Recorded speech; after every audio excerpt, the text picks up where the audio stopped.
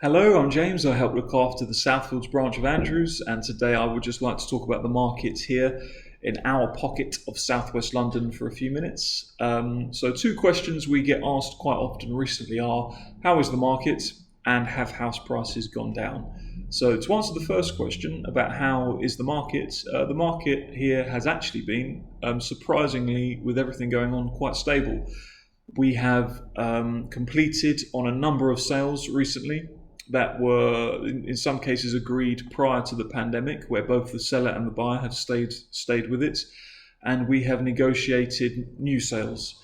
So actually, things in that regard are still very, very positive. In terms of the rental market, very, very strong. We've seen no lack of interest from tenants. We've had a number of new properties being made available recently from landlords as well, so that the rental market here is as strong as ever. In terms of prices and whether or not they've gone down, we've seen no evidence that they've gone down, nor have they really gone up. I'd say that they're very stable as to where they were before the pandemic. They've remained at a very similar level. What we have really found very useful recently with everything going on is the new technology available to us.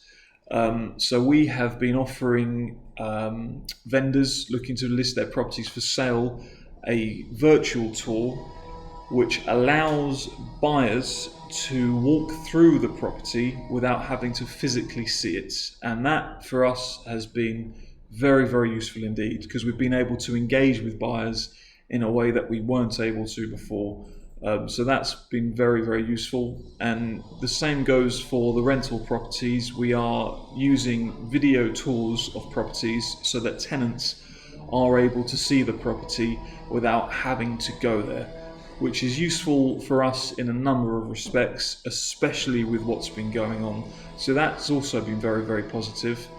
And like I said, there are still people very much looking to buy, and we have sellers absolutely committed to sell. So overall, in southwest London, in Southfields, things are very, very positive.